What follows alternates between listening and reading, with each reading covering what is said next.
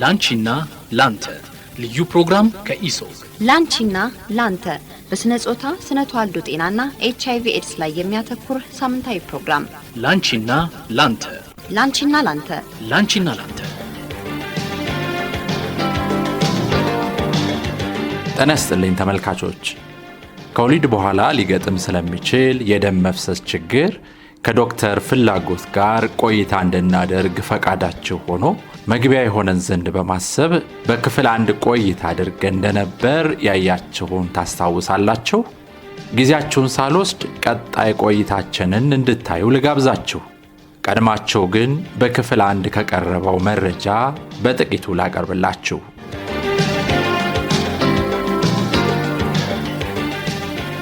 እንግዲህ ለህክምና የምንጠቀምበት የአማርኛ ትርጉሙ ከፍተኛ የሆነ ድህረ ወሊድ ወይም ከወሊድ በኋላ የሚከሰት የደም መፍሰስ ነው።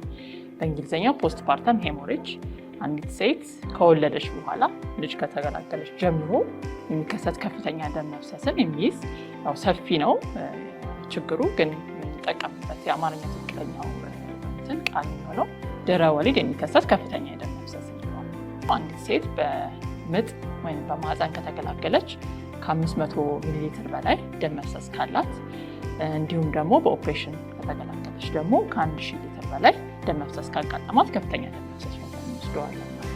ይሄ ትርጉም እንግዲህ የሚወሰነው በሚያያት ባለሙያ በሚያያቸው ምልክቶች ነው ማለት ነው። ጤና ባለሙያ ላልሆነ ሰው ከባድ ሊሆን ይችላል የቱ ነው ብዙ የቱ ነው ትንሽ የሚለው ማለት ነው። ግን በብዛት እንዲህ በስቶ የሚፈስ የረጋ ደም ቁርጥርጥ እያለ ሲወጣ ማያቋርጥ ደም መፍሰስ ከወሊድ በኋላም ካለ ባለሙያ ጠርቶ ማማከር ያስፈልጋል ማለት ነው።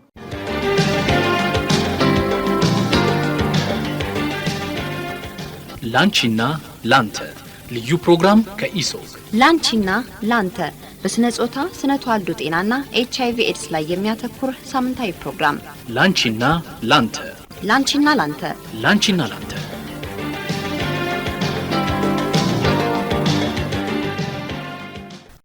ከተጽዕኖ ደረጃ እንደው ሴቷ ላይ የሚያሳድረው ተጽዕኖ ከፍተኛ ነው የሚሆነው። እንደው ምናልባት የመዘግየት ነገር ካለ ህይወትን እስከ ማጣት ሊደርስ ይችላል። እንደው ተጽዕኖ ብለን ካነሳን ተጽዕኖ የሚያሳርፍባቸው የህብረተሰብ ክፍሎች እርግጥ ሀገርንም ማንሳት ይቻላል አይደል? በዚህ ደረጃ የምናነሳው ነገር ካለ ብዬ ነው። እንግዲህ የሴቷ ላይ ብዙ አይነት ችግሮች ሊያስከስት ይችላል። አንዱ የጤና ችግር ነው። ፊዚካል አካላዊ ጤና ላይ የሚያስከትል ችግር ሊሆን ይችላል። የስነ ልቦና ጫና አለው። ከፍተኛ ደም መፍሰስ ያጋጠማቸው ሴቶች የተለያየ የስነ ልቦና ችግሮች ኖሯቸው ደግሞ እናገኛለን። በህክምና ሂደት በነበረው ደም መፍሰስ ምናምን የሚመጡ ችግሮች ሊሆን ይችላል። ኢኮኖሚያዊ ጫና የሚኖረዋል ሴቷ ላይ። እንደው የአካላዊ ጤና ችግሮቹን ስናይ ደም ስለሆነ የሚፈሰው ምንድነው የሚሆነው? የደም ግፊቷ በጣም ይቀንሳል። ይሄ በህክምና ሾክ የምንለው ማለት ነው። እንግዲህ ደም ግፊታችን በትክክል ካልተዘዋወረ በተለይ ደም የሚያስፈልጋቸው ዋና ዋና የውስጥ አካላችን ክፍሎች ይጎዳሉ ማለት ነው። ለምሳሌ ወደ አይምሮዋ ወደ ጭንቅላቷ ክፍል የሚሄደው ደም ከቀነሰ ምንድነው የሚሆነው? ልክ ይሄ ስትሮክ እንዳለው ወይም ደግሞ በሌላ ምክንያት ወደ አይምሮ በቂ ዝውውር እንዳላገኘው አይነት ሰው ራስን የመሳት የሰውነት ክፍሎች የተለያየ ሰውነት ክፍሎች መድከም፣ የተለያየ አይን ላይ የሚኖሩ ጫናዎች ካሉ አይን እይታ መጋረድ፣ እንደሱ አይነት ችግሮች ሊከሰቱ ይችላሉ።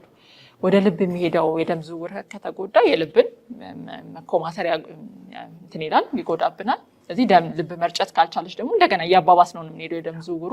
የልብ ድካም ህይወትን እስከ ማጣት ሊመጣ ይችላል ማለት ነው። በተመሳሳይ ሌላው በጣም እንደዚህ የደም ዝውውር ጋር በዋናነት የሚገናኘው ይሄ ኩላሊት ነው። ስለዚህ ኩላሊትም የደም ዝውውር ከቀነሰበት በቂ ማጣራት አይችልም።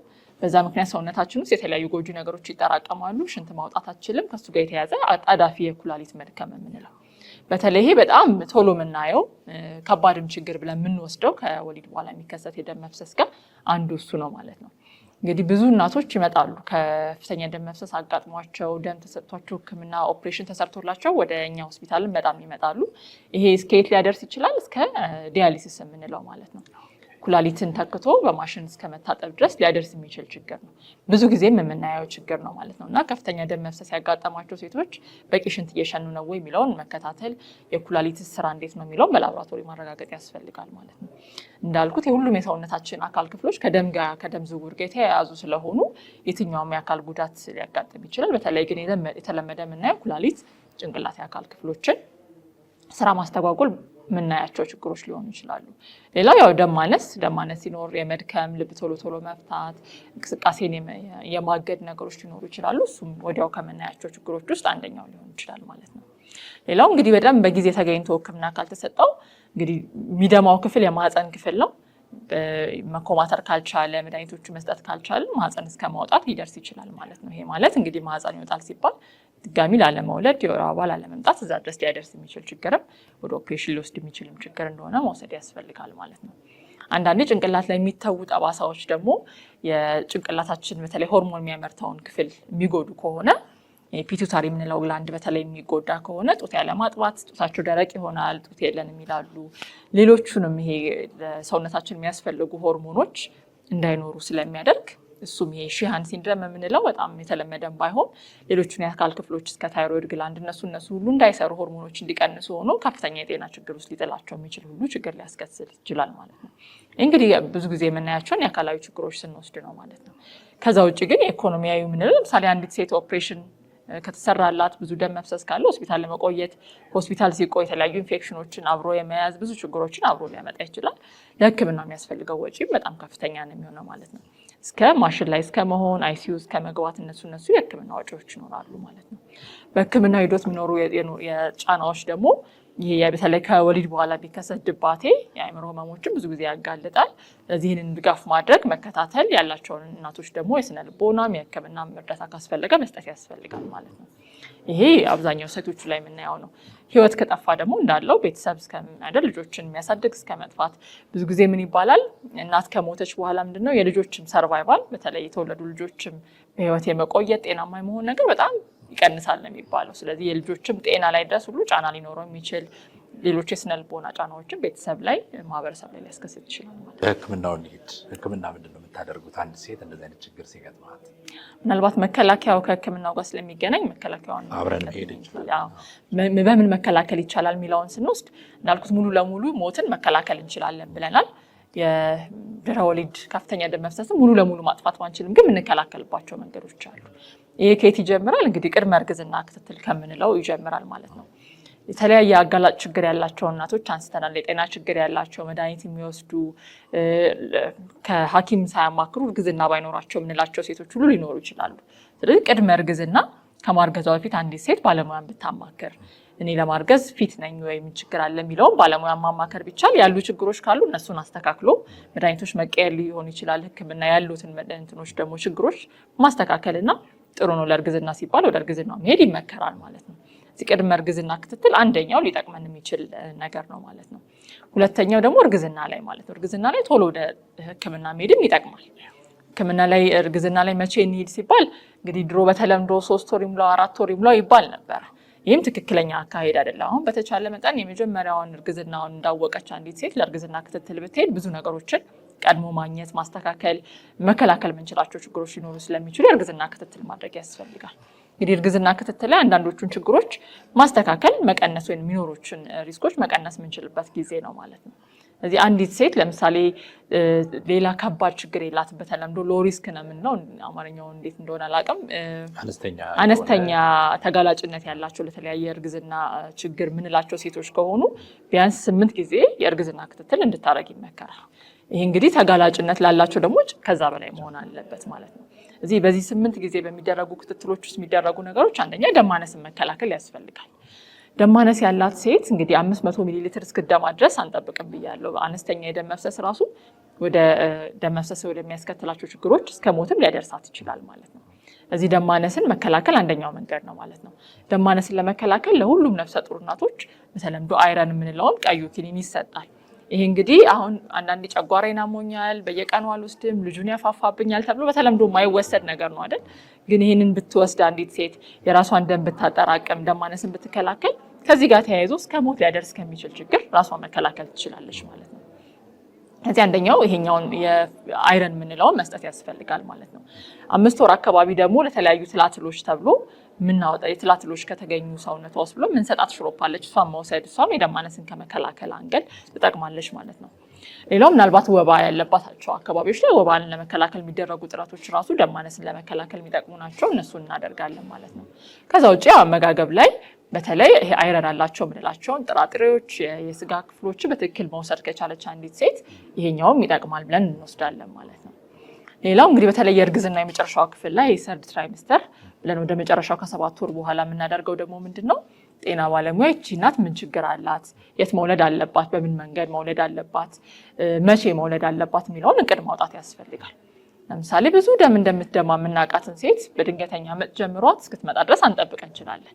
ሆስፒታል አስገብተን ተከታትለን ከምጥ ከመጀመሩ በፊት ኦፕሬሽን ሊሰራላት የሚያስፈልጋቸው ሴቶች ሊኖሩ ይችላሉ።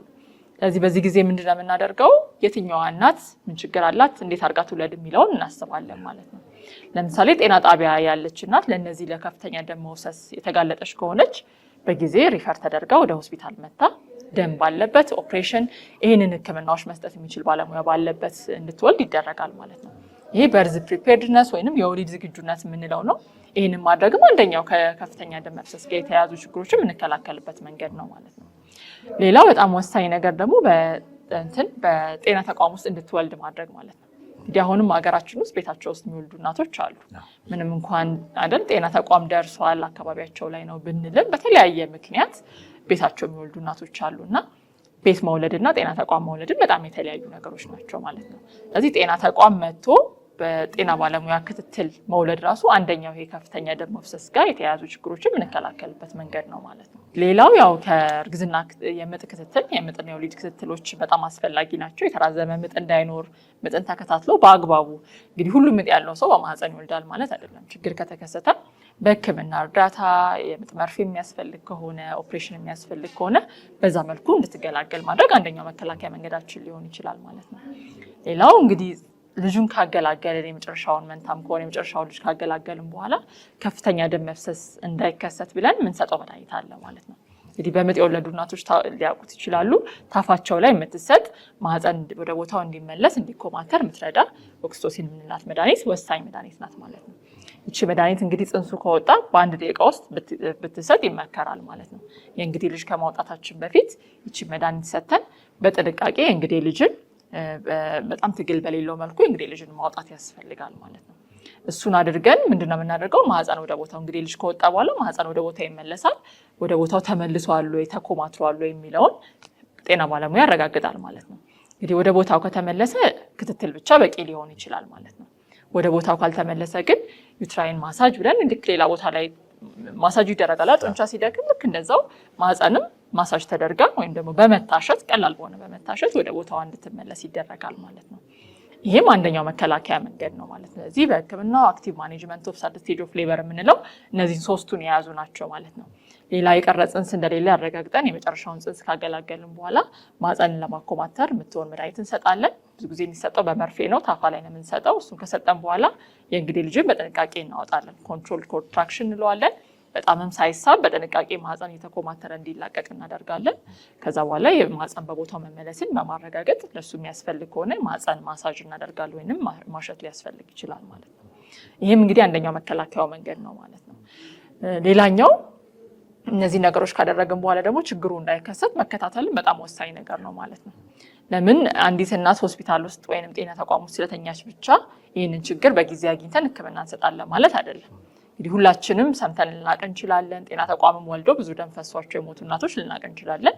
እንደ ጤና ባለሙያም ደግሞ የሚታዩ ክፍተቶች ስላሉ ምናልባት ይህን መናገር ይኖርብኛል። ከወሊድ በኋላ ደም መፍሰስ ይኖራል ማለት በቃ ሁሉም ደም መፍሰስ ችግር የለውም ማለት አይደለም።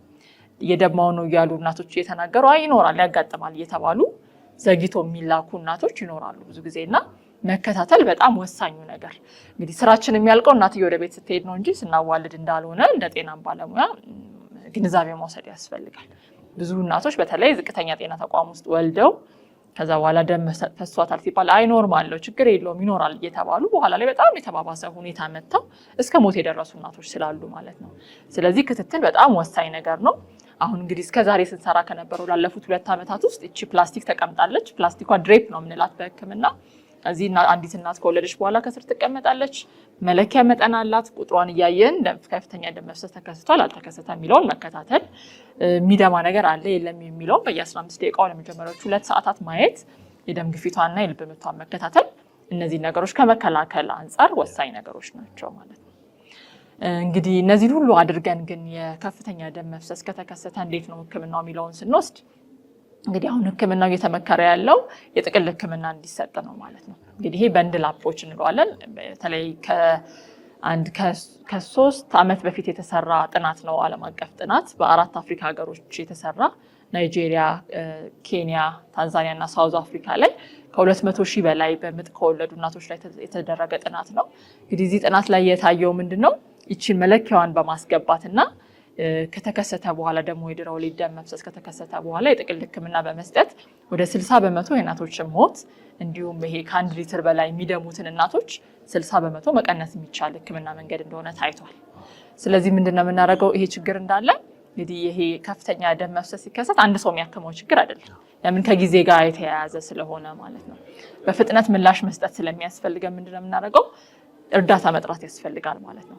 የትኛውም ጤና ተቋም ውስጥ ብንሆን አንድ ሰው ብቻውን እንዲያክም የማይመከር ነገር ነው ማለት ነው። ሌሎች የጤና ባለሙያዎችን ጤና ባለሙያ ራሱ ባይኖር ቤተሰብን እዛ አካባቢ ያሉ የድጋፍ ሰጪ ባለሙያዎችን ጭምር በማሳተፍ ህክምናው መስጠት ያስፈልጋል ማለት ነው። ስለዚህ የመጀመሪያው እርዳታ መጥራት የመጀመሪያው ህክምና አካል ነው ማለት ነው። እሱን እያደረገ አንድ ጤና ባለሙያ ምን እንዲያደርግ ይጠበቃል? ብዙውን የደም መፍሰስ 80% የደም መፍሰስ ከማህፀን መኮማተር ችግር ጋር የተያያዘ ስለሆነ መጀመሪያ ማድረግ ያለበት ማህፀን ወደ ቦታው እንዲመለስ እዛች ቦታ ላይ ሆዷ ላይ ማሸት ያስፈልጋል ማለት ነው። ይሄ ማሳጅ የምንለውን እንሰጣለን ማለት ነው። እሱን እያደረገ ጎን ለጎን ምንድነው የሚደረገው? ይሄ ጥቅል ውስጥ ሌላኛው የሚካተተው ምንድነው ማህፀን እንዲኮማተር የሚያስፈልግ መድኃኒት አለ። እነዚህ ዩትሮቶኒክ የምንላቸው ኦክስቶሲን፣ ሚሶፕሮስቶል፣ ኤርጎሜትሪ ሊሆን ይችላል። እነሱ መድኃኒቶች ማስጀመር ያስፈልጋል። ብዙ ጊዜ እነዚህ መድኃኒቶች የሚሰጡት በግሉኮስ ምንለው ወይም በፈሳሽ በሚዘጋጁ ፍሉዶች ውስጥ ነው የሚጨመረው። እሱ ውስጥ አድርገን እሱ እንዲሄድላት እናደርጋለን ማለት ነው። እሱን ካደረግን በኋላ ሌላ አንዲት መድኃኒት በተለይ ከደም መፍሰስ ጋር የተያያዘ ችግሮችን ከመከላከል አንጻር በጣም ጠቃሚ ናት ምንላት ትራኔክሳሚክ አሲድ ምንላት መድኃኒት እንሰጣለን ማለት ነው። ይቺ መድኃኒት የምትሰራው እንዴት ነው? እንግዲህ የተፈጠረ ደም አሁን ደም የሆነ ቦታ ላይ ቢቆርጠኝ እጃችንን ምንድነው የምናደርገው? እዚህ ቦታ ላይ ጫን ብለን ይዘን የረጋ ደም ምን ይሄንን ደም እንዲያቆምልን እናደርጋለን አይደል? እዚህ የቆረጠኝ ቦታ ላይ ግን እያያዝኩኝ በጨርቅ ብጠርገው ምንድነው የሚሆነው? ደሙን ነው ማባብሰው። ይሄ ምንድነው የረጋ ደም ራሱ መፈጠሩ እዛ ቦታ ላይ የደም መፍሰሱን ለመቆጣጠር የሚሆን መንገድ ስለሆነ ማለት ነው። እዚህቺ ትራኔክሳሚክ አሲድ የምትባለው መድኃኒት በደም ስር ነው የምትሰጠው። የምትሰራው ምንድነው እዚያ ቦታ ሚዳማው ቦታ ላይ የተፈጠሩትን የረጋ ደሞች በቦታው እንዲቆዩና ደም መፍሰሱን እንዲቆጣጠሩልን የምትሰራ መድኃኒት ናት ማለት ነው። እዚህ እሷን እናስጀምራለን። እሷ መድኃኒት እንግዲህ አገልግሎቷ ያለው ከወለደች አንዲት ሴት በ3 ሰዓት ውስጥ መሆን አለበት። 3 ሰዓት ካለፈ ከዛ በኋላ ብዙም አገልግሎት የላትም። እንደውም ከጉዳት ጋር ስለሚያዝ እንዲሰጥ አይመከርም ማለት ነው። ነገር ግን ቅድምም ስናነሳ እንደነበረው አብዛኛው ደም መፍሰስ የሚከሰተው የመጀመሪያዎቹ 2 ሰዓታት ውስጥ ነው ስላለን በትክክል ከተከታተልና ካገኘን ለአብዛኞቹ እናቶች ልንሰጠው የምንችለው መድኃኒት ነው ማለት ነው። ይችን ትራኔክሳሚክ አሲድ ወይንም ደም መርጋት ደም የረጋው ደም እንድትቆይ የምታደርገው መድኃኒት እናስጀምራለን። ከዛ ውጪ ደግሞ የሚፈሳውን ደም መተካት ስላለብን በግሉኮስ የሚሄዱ ፈሳሾችን እንሰጣለን ማለት ነው። ይሄ አይቪ ፍሉድ የምንላቸውን እናደርጋለን ማለት ነው። እንግዲህ ይህንን ማህፀን በማሸት ዩትራይን ማሳጅ የምንለውን ኦክስቶሲን የምንለውን መድኃኒት ካስጀመረን፣ ትራኔክሳሚክ አሲድ መድኃኒቷን ካስጀመረን፣ አይቪ ፍሉድ ፈሳሾችን መተካት ከጀመረን እነዚህም በጥቅል ሰጠን ማለት ነው። እነዚህም በ15 ደቂቃ ውስጥ ማድረግ ከተቻለን ጥናቶቹ ላይ የታዩትን ውጤቶች ማምጣት እንችላለን ማለት ነው። እነዚህን ካደረግን በኋላ የምናደርገው ምንድነው? መፈተሽ መቻል አለብን። ምንድነው ያመጣው የደም መፍሰሱ የሚለውን ለይተን ማወቅ ያስፈልጋል ማለት ነው። ለምን ቅድም መነሻ ላይ እንዳነሳ ነው የከፍተኛ ደም መፍሰስ የሚከሰትባቸው ምክንያቶች 4 ናቸው ብለናል። አንደኛው ማህፀን ያለመኮማተር ችግር ነው። የሰጠናቸው መድኃኒቶች እና ይሄ ማሳጅ የምናደርገው ብዙ ጊዜ የሚሰራልን እሱ ማህፀን እንዲኮማተር ለማድረግ ነው። ነገር ግን የተቀደደ የአካል ክፍል ካላት አንዲት ሴት ይህን በማሸት ወይም ደግሞ ማህፀን እንዲኮማተር በምናደርገው መድኃኒት ብቻ ላናቆመው እንችላለን ማለት ነው። ግን በዋናነት 80% የሚሆነውን ችግር በዚህ በጥቅል ህክምናው ከደረስን በኋላ ምክንያቶቹን እንፈልጋለን። ማህፀኗ ስላልተመለሰ ነው? የተቀደደ ነገር ስላላት ነው? ወይስ የቀረ እንግዲህ ልጅ ስላለ ነው? ወይስ እነዚህ የተለያዩ ደም መርጋት የሚያስፈልጉ ፕሮቲኖችና ፕሌትሌቶች ችግር አለ የሚለውን ምርመራዎች እናደርጋለን ማለት ነው። ይሄን እንግዲህ የምናውቀው አንደኛ ቅድም እንዳልኩት ማህፀን በቦታው ተመልሷል የሚለውን የአካል ምርመራ በማድረግ የማህፀን መጠን የቱ ጋር ነው፣ ከእምብርት በታች ነው በላይ ነው የሚለውን በማየት ልናውቀው እንችላለን። ሁለተኛ የተቀደደ የአካል ክፍል አለ የለም የሚለውን በታች በማህፀን የውጫዊ ክፍል ላይ በሚደረግ ምርመራ መለየት ይቻላል ማለት ነው። ሌላው የእንግዴ ልጅ ሙሉ ወጥቷል የሚለውን የእንግዴ ልጁን ተመልሰን በማየት እንዲሁም አንዳንዴ አስፈላጊ ከሆነ በአልትራሳውንድ የቀረ ነገር ካለ ውስጥ ገብተን በማውጣት ምክንያቱም መለየት ያስፈልጋል ማለት ነው። ይህንን ስናደርግ እንግዲህ በጥናቱም በኢሞቲቭ ጥናት እነዚህ 4 አፍሪካ ሀገራቶች ውስጥ በተደረገው ጥናት እንደሚያሳየው አብዛኞቹ ደም መፍሰሶች እዚህ ጋር ይቆማሉ ነው። ከዚህ አልፎ የሚደሙ ሴቶች ግን ካሉ ከአራቱ አንዱ ምክንያት እናገኛለን። በዛ መሰረት ምላሽ እንሰጣለን ማለት ነው። ለምሳሌ ጥቅል ሕክምናውን ሰጥቼ አሁንም ደሟ የሚፈስ ከሆነ የተተረተረ ያልተሰፋ የማህፀን ክፍል ካገኘሁኝ እሱ መስፋት ሕክምና ሊሆን ይችላል ማለት ነው። አይ እቺ ሴት የፕላትሌት እጥረት ነው ያለባት የሚል ምርመራ የላቦራቶሪ ምርመራዎች ላይ አካሏ ላይ በማየው ምልክቶች እንደሱ አይነት ነገር ካየው ፕላትሌት የሚባለውን ደም እንደምንሰጠው እንሰጣለን ማለት ነው። አየቀረ እንግዲህ ልጅ ክፍል ነው ከተባለ እንግዲህ ልጁን ማውጣት ሕክምናው ይሆናል ማለት ነው። ይሄ እንግዲህ በአጠቃላይ የምንሄድበት በተለይ አሁን በWHO የዓለም ጤና ድርጅት እኛም ደግሞ እንደ ሀገር አቀፍ ደረጃ የጤና ሚኒስቴር እየመከረን ያለው የሕክምና መንገድ እሱ ነው ማለት ነው። እንግዲህ አንዳንድ ደም መፍሰሶች ግን ትንሽ በእነዚህ ምላሾች ላይቆሙልን ይችላሉ። እንደሱ ከሆነ የምናደርገው የተለያዩ መድኃኒቶችን አንድ ላይ አቀናብረን ሰተን በእነሱ ምላሽ የማይሰጥ ከሆነ ማህፀን ምናልባት ወደ ቀዶ ጥገና ወይም ደግሞ አንዳንድ ጊዜ ደግሞ ማህፀን ውስጥ በምትገባ ፕላስቲክ የሚፈሳውን ደም ተጭኖ በመያዝ ለማቆም እንሞክራለን ማለት ነው። ግን እነዚህ የሚከሰቱት በጣም አልፎ አልፎ የሚከሰቱ ችግሮች ናቸው ማለት ነው። አንዳንዴ አልፎ አልፎ ግን እስከ ማህፀን መውጣት ድረስ ሊያደርስ ይችላል ማለት ነው። ግን ይሄኛውን እንደዚህ የአዲሱን በተለይ የጥቅል ሕክምናውን ከጀመርን በኋላ እኔ በምሰራበት ጤና ተቋም እንኳን ያየነው ነገር እስከዚህ የሚደርሱ እናቶች ቁጥር በጣም መቀነስ ተችሏል። ለምሳሌ ባደረግነው ጥናት ለ6 ወራት ተከታታይ በተከታተልና ባደረግነው ጥናት 3 እናቶች ብቻ ናቸው እስከ ኦፕሬሽን ድረስ የደረሰው። እሱም ኦፕሬሽን የተደረገላቸው እናቶች ማህፀን መውጣት ሳያስፈልገው በተለያየ የቀዶ ጥገና መንገድ ማህፀን ተመልሶ ጫን ብሎ በመያዝ ማቆም የቻለበት መንገድ ነው ማለት ነው። ስለዚህ ሕክምናው ምንድነው የሕክምናውን ውጤት በዋናነት የሚወስነው ማለት ነው በጊዜ ተገኝቷል ወይ ደም መፍሰሱ የሚለው ይወስነዋል ማለት ነው። እንግዲህ በፕሪንሲፕል እንደዚህ ምንስማማበት ምንድነው አንዲት እናት ደም መፍሰስ ኖሯት በ2 ሰዓት ውስጥ ከተገኘ እነዚህ ምንፈራቸው እስከ ኦፕሬሽን ደም እስከ መስጠት የሚኖሩ ችግሮች አይኖሩም ማለት ነው። እቺ 2 ሰዓቷ ጎልደን አወር እንላታለን። በቃ ዋናው ቁልፍ ሰዓቷ እሷ ናት የምትሆነው ማለት ነው። ያቺ አልፋ ግን የፈለገ ሪፈራል ሆስፒታል ትልልቆቹ ሆስፒታሎች ላይ ብትደርስም አንዲት ሴት የሚመጣውን ነገር የፈለገ ሰብ ስፔሻሊስት ጋር ብትደርስ መመለስ ላንችል እንችላለን። ህይወቷንም ማናተርፍበት ሁኔታዎች ሊከሰቱ ይችላሉ ማለት ነው። በተለይ ብዙ ደም ከፈሰሳት በኋላ መተው ኦፕሬሽን መግባት ደግሞ የሚያስከስተው የራሱ ችግር አለ። ዲአይሲ የምንለው የደም መርጋት እንዳይኖር የሚያደርግ የሰውነታችን ለውጥ ከደረሰ በኋላ እንደውም ኦፕሬሽን መስራቱ ማህፀን ለማውጣት ራሱ የሚደረገው ኦፕሬሽን ከፍተኛ ጉዳት ሊያመጣብን ይችላል እና ይቺን 2 ሰዓታት በጣም ትኩረት መስጠት፣ ጤና ባለሙያን በደንብ መከታተል፣ እናቶችም ደግሞ እነዚህ አይነት ምልክቶች ሲያዩ ቶሎ ባለሙያ ማማከር፣ ቶሎ ምላሽ እንዲሰጥ ማድረግ ወሳኝ ነገር ናት ማለት ነው። ሕክምናው ሊያመጣው የሚችላቸው መጥፎም ጥሩ ነገር ሊኖር ይችላል ብዬ አስባለሁ። መጥፎ ነገር ይኖር ይሆን? በዚህ መሃል እንግዲህ የከፍተኛ ድህረ ወሊድ ደም መፍሰስን ሕክምና ስንሰጥ በዋናነት ትኩረቱ የምንሰጠው ሕክምና ከሚያመጣው ጎንዮሽ ጉዳት ይልቅ ደም መፍሰሱ ነው ጉዳት የሚያመጣው። ማህፀን እንዳልኩት ወደ በጣም ከነፍሰ ጡር ካልሆነች ሴት አንጻር የደም ዝውውሩ በጣም ከፍተኛ ነው። ስለዚህ የሚፈሳው ደም ምናልባት ሌላ ቦታ ላይ ተቆርጠን ወይ ሌላ ሰርጀሪ ራሱ ቢሰራ አንዲት ሴት የአንጀት ኦፕሬሽን ቢሰራላት ከሚኖረው ደም መፍሰስ ጋር ምንም ልናወዳድረው አንችልም። በጣም ብዙ የደም ዝውውር በደቂቃ የሚሄደው ደም ከ500 ከዛ በላይ ሚሊ ሊትር በላይ ነው የሚሄደው። ስለዚህ የሆነች ነገር ከነካው በጣም ብዙ ሰውነታችን ውስጥ ያለውን ደም ነው ይዞት የሚወጣው እና ደም መፍሰሱ በጣም ከፍተኛ ነው ማለት ነው። ሕክምናው ከሚያመጣው ጉዳት ይልቅ ደም መፍሰሱ የሚያመጣው ጉዳት ያመዝናል በአብዛኛው ማለት ነው። አንዳንድ ጊዜ የምንሰጣቸው መድኃኒቶች የጎንዮሽ ጉዳት ሊኖራቸው ይችላል። ግን አሳሳቢ ጉዳት የምንላቸው ነገሮች የሏቸውም። በተለይ መድኃኒቶቹ ማለት ነው የምንሰጣቸው ለማህፀን መኮማተር ብለን የምንሰጠው መድኃኒት፣ ትራኔክሳሚክ አሲድ ብለን የምንሰጠው መድኃኒት አልፎ አልፎ የሚከሰቱ የጎንዮሽ ጉዳቶች ይኖራሉ። አብዛኛው ግን ክፉ ነገር ያልሆነ ለምሳሌ ለደም መፍሰስ ብለን የምንሰጠው መድኃኒት ብርድ ማለት፣ ትኩሳት ማምጣት፣ ማቅለሽለሽ፣ ማስቀመጥ እንዲህ አይነት ነገሮች ናቸው እንጂ ከፍተኛ ጉዳት ያመጣል የምንላቸው መድኃኒቶች አይደሉም። ነገር ግን እንደማንኛውም ሰው ሰራሽ መድኃኒት አልፎ አልፎ በጣም ሩቅ የሆነ ጉዳቶችን ሊያመጣ ይችላል። ግን በአብዛኛው አንዲት ሰው እንደ ግንዛቤ የምንወስደው ግን ከባድ ጉዳቶች የላቸውም። ምናልባት አንዳንዴ ከምንሰጣቸው ሕክምናዎች አንጻር ጉዳት ሊያመጡ የሚችሉ ደም ህይወትን ያድናል ብንልም ከደም ጋር የተያያዘ ደም በመውሰድም ደግሞ የሚመጡ ጉዳቶች ሊኖሩ ይችላሉ። ያው አጣርተን ለአንዲት ሴት ይሆናሉ የሚለውን አይተን ነው ደም የምንሰጠው። ግን አንዳንዴ ደም ራሱ መውሰድ ደግሞ የሚያስከስታቸው ጉዳቶች ሊኖሩ ይችላሉ። ለዛም ነው እስከ ደም መውሰድ የሚያደርስ ደም መፍሰስ ሳይኖር ቶሎ ሕክምና እንስጥ የምንለው እሱ ነው። ደም ያድናል ግን ሊገልም ይችላል። አንዳንዴ ደረት ላይ ሳምባ ላይ የሚያደርሳቸው ጉዳቶች፣ ኩላሊት ላይ እንዲህ የሚያደርሳቸው ጉዳቶች ሊኖሩ ይችላሉ። ደሙ ራሱ ኦፕሬሽን ስንሰራ ማደንዘዣ ሙሉ ማደንዘዣ ነው የሚሰጠው። ማደንዘዣ ሲሰጥ ቱቦ ሲገባ በሚኖሩ ኮምፕሊኬሽኖች ጉዳት ሊመጣ ይችላል። ግን እዛ ጋር ስንደርስ ግን ሁለቱን ስናወዳድረው የትኛው ጊዜ ይሰጣል የሚለው ያነዛኞቹ ጉዳቶች ሕክምና ሊሰጣቸው የሚችሉ ናቸው፣ አልፎ አልፎ የሚከሰቱ ናቸው ማለት ነው። እዚህ በዋናነት ግን ደም መፍሰስን ማቆሙ የደም መፍሰስ ሕክምናው ላይ ትኩረት ማድረጉ ግን አስፈላጊ ነው።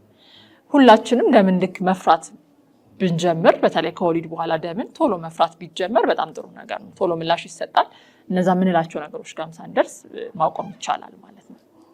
ዶክተር ፍላጎት ምናልባት ከጊዜ አንጻር ብዙ የምናወራው ነገር ቢኖርም ምናልባት ከጥያቄዎች መደራረብ ምክንያት ያልመለስከው ጥያቄ አለ፣ ያልጠየቀኝ ጥያቄ አለ ብለሽ የምትይኝ ነገር ካለ በዚሁ ቀጥልና እንደው መልእክትም ካለ እንግዲህ ይሄ ከፍተኛ ደም መፍሰስ እንደ መልእክት ላድርገውና ከፍተኛ ደም መፍሰስ አሳሳቢ ችግር ነው።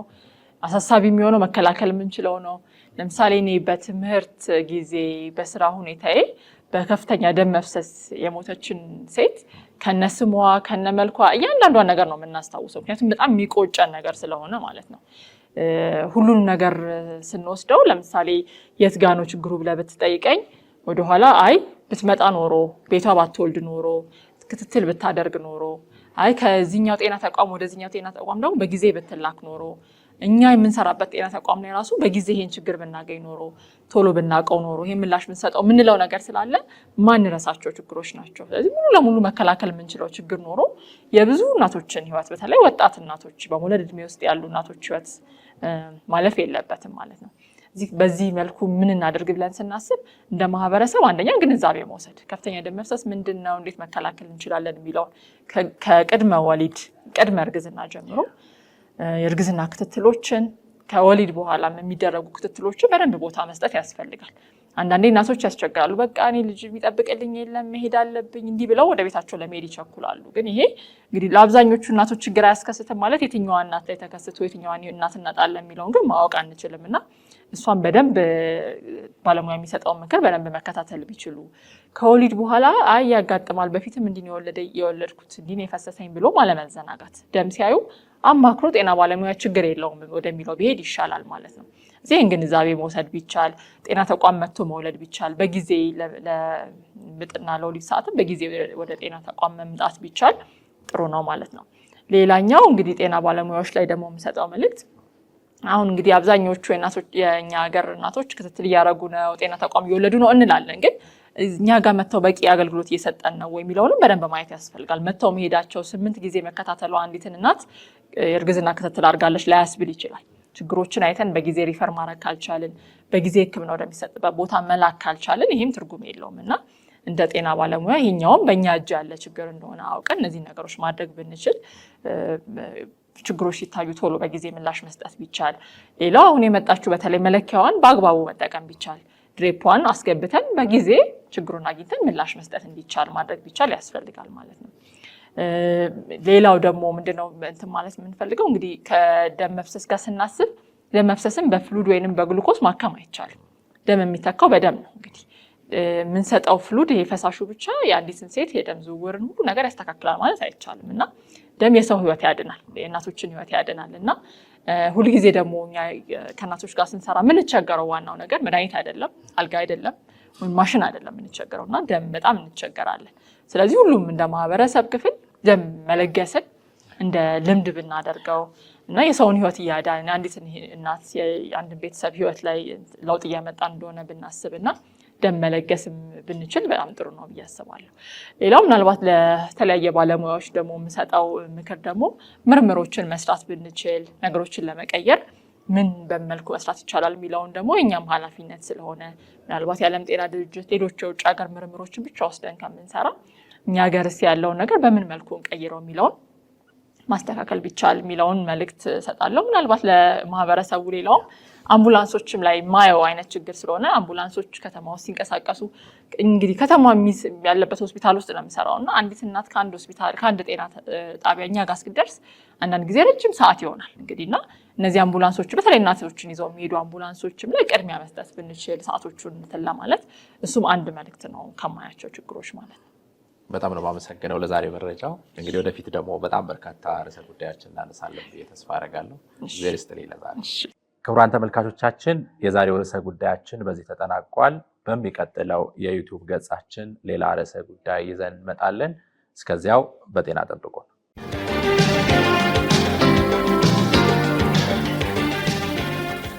ላንቺና ላንተ ልዩ ፕሮግራም ከኢሶክ ላንቺና ላንተ በስነ ጾታ ስነ ተዋልዶ ጤናና HIV ኤድስ ላይ የሚያተኩር ሳምንታዊ ፕሮግራም ላንቺና ላንተ ላንቺና ላንተ ላንቺና ላንተ